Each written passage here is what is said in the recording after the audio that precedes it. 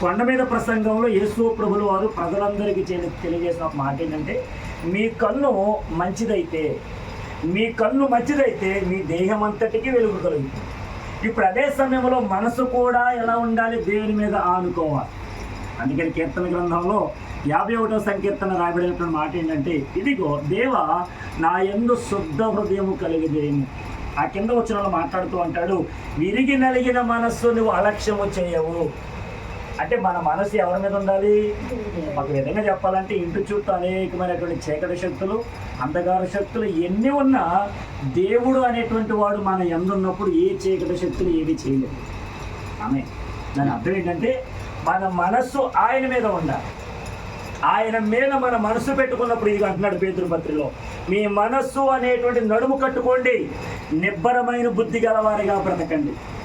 ఇప్పుడు మీరు అన్నారు ఇందాక, ఎంతమంది సేవకులు వచ్చినా ఎన్నో మాటలు చెప్తారండి, ఇంట్లో ఏదో చీకటి ఉందని అంటారు. నేను అంటాను, యేసు ప్రభు ఈ లోకానికి వెలుగై ఉన్నాడు. మరి వెలుగై ఉండేటువంటి యేసు ప్రభు నమ్ముకున్నప్పుడు చీకటి ఎలా ఏలుబడి చేస్తుంది? ఆమె అంటే చీకటి రావడానికి అవకాశం లేకుండా మీరు ప్రభువుని వెంబడిస్తున్నారు, ప్రార్థనాపూర్వకంగా సిద్ధపడుతున్నారు, దేవుని మందిరానికి వెళ్తున్నారు. దేవుని మందిరానికి వెళ్ళినప్పుడు అనుకోకుండా వాక్యమైనటువంటి సమయానికి నిద్ర వస్తుంది, మరలా కానుకలు పెట్టే సమయానికి మెలుగు వస్తుంది. అదే కానీ ఎందుకు చెప్తున్నానంటే, వాక్యం అనేటువంటిది మన జీవితాలకు మార్గదర్శిగా ఉంటుంది. ఎక్కడి వరకు? పరలోక రాజ్యాన్ని చేరేంత వరకు.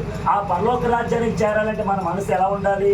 నిబ్బరముగా ఉండాలి, దేవుని మీద ఆనుకోవాలి. ఇక్కడ అన్నాడు చివరి మాట నేను చెప్పి ముగిస్తాను, మీ మనస్సు అనేటువంటి నడుము కట్టుకోండి, నిబ్బరమైన బుద్ధి గలవారు. ఏ పని చేసినా సరే నిబ్బరమైన బుద్ధి ఉండాలి. ఎవరి మీద? దేవుడి మీద ఆనుకోవాలి. ఫర్ ఎగ్జాంపుల్, సహోదరికి హెల్త్ బాగాలేదు. ఈ హెల్త్ పరంగా ఎన్నో విషయాలను బట్టి కృంగిపోవచ్చు, బాధపడవచ్చు. ఇంత చిన్న వయసులో నాకు కిడ్నీలో రాలేంటి, నేను ఇటువంటి పొరపాటు చేయలేదు కదా అనేటువంటి విషయంలో మన మనసులో ఎంత వేదనున్నా ఈ మనసు దేవుని మీద ఆనుకున్నప్పుడు, నిబ్బరమైన బుద్ధి గలవారు ఉన్నప్పుడు, మూడో మాట అంటున్నాడు, ఇదిగోండి ఆయన అన్నాడు, యేసుక్రీస్తు ప్రత్యక్షమైనప్పుడు. అంటే ఇప్పుడు మనందరం ఎక్కడికి వెళ్ళడానికి యేసు ప్రభు నమ్ముకున్నాం? హల్లెలూయా. అంటే ఇప్పుడు యేసు ప్రభుని నమ్ముకునేటువంటి మనము ఖచ్చితంగా పరలోక రాజ్యం వెళ్ళాలి.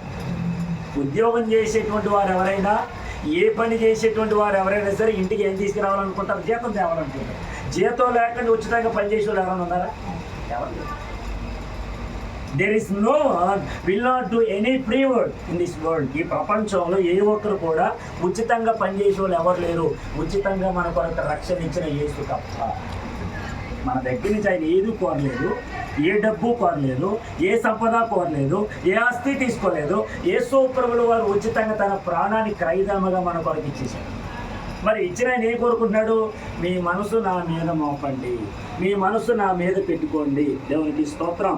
చివరికి అంటున్నాడు, ఆయన ప్రత్యక్షమైనప్పుడు, అంటే చనిపోయినటువంటి యేసు పరలోకానికి వెళ్ళాడు, మరలా ప్రత్యక్షం అవుతాడు, మరలా వస్తాడు, రెండో రాకళ్ళు వస్తాడు. ప్రత్యక్షమైనప్పుడు మీకు ఏం చేస్తాడంట? మీకు తేబడు కృప విషయమై సంపూర్ణ నిరీక్షణ కలిగి ఉండండి. అంటే మన కొరకు ఏం చేస్తాడు? ఒక సంపూర్ణమైనటువంటి కృపను తెస్తాడు. ఆ కృపను పొందుకుని మనం ఎక్కడికి వెళ్ళాలి? పరలోక రాజ్యానికి ఆయనతో పాటు ఎత్తబడాలి. దేవునికి స్తోత్రం చెప్పండి, హల్లెలూయా. కాబట్టి ఇంటి నుంచి బయటికి వెళ్ళినటువంటి ఏ పురుషుడైనా సరే ఇంటికి వచ్చేటప్పుడు తన పిల్లల కోసం, భార్య కోసం, తల్లిదండ్రుల కోసం ఏదో రకంగా ఆలోచించి, అయ్యో అమ్మగారికి బాగాలేదు, నాన్నగారికి బాగాలేదు, భార్యకి బాగాలేదు, పిల్లలకి బాగాలేదు అనేటువంటి విషయం చేత ఏదో ఒకటి ఇంటికి తీసుకెళ్లాలనే ఆలోచన ఏ రీతిగా అయితే పురుషుడికి ఉంటుందో, పరమందు వాసినుడైన యేసు ప్రభు కూడా తన పిల్లలైనటువంటి మనందరి కొరకు తీసుకొచ్చేటువంటి కృప విషయమై మనం ఎదురు చూస్తూ ఉండాలి. దాన్ని పొందుకోవాలి, దాన్ని ఆస్వాదించాలి, దాన్ని ఎంతగానో నిరీక్షణ కలిగి ఉండాలి. ఆమేన్. కాబట్టి మీ ఇంట్లో ఎటువంటి చీకటి శక్తులు ఏమీ లేవు. ధైర్యంగా ఉండండి, ప్రభు మీకు సహాయం చేస్తారు. ఓకేనమ్మా, ప్రార్థన చేద్దాం. అమ్మ మీ పేరు? నా పేరు వెంకటరమణి గారు. మా మనవరాల పేరు ధన్విక. ఓకే, ఏంటమ్మా ప్రార్థన చేద్దాం. వెళ్ళారు, మీరేం భయపడద్దు. పడదండి. దాని గురించి ఫస్ట్ గారి అదే కోరుతున్నాను. పాప గారు, అల్లుడు గారు బాప్తిసం పొందుకున్నారమ్మా? అది విగ్రహాలు చేస్తారు. యేసు ప్రభు గొప్ప దేవుడు అని చెప్పండి. మీరు నమ్మినటువంటి దేవుడే నిజ దేవుడు అని చెప్పండి. ఆ ప్రభువుని నమ్మమనండి.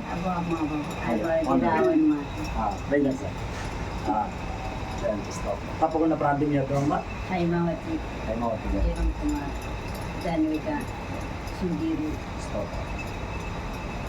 ప్రార్థన చేసుకుందాం. దేవుడి ఈ మాటలు మన వెనుకల్లో దీవించును గాక. మా ఆయన కూడా ఆరోగ్యం బాగాలేదండి, గాంధీ అండి. ఓకే. అన్ని మధ్యలో బతుకు బాగుంటుంది. గాంధీ గారు. ఆ, కళ్ళు మూసుకుందాం, ప్రార్థన చేద్దాం. మమ్మల్ని మిక్కిలిగా ప్రేమించిన మా ప్రియ పరలోకపు తండ్రి, మీ ఘనమైన పాదములకు వందనాలు, స్తుతులు, స్తోత్రాలు చెల్లిస్తూ ఉన్నాం. ఈ సాయంకాల సమయంలో మా ప్రియ తల్లి గారు, నాయన వెంకటరమణ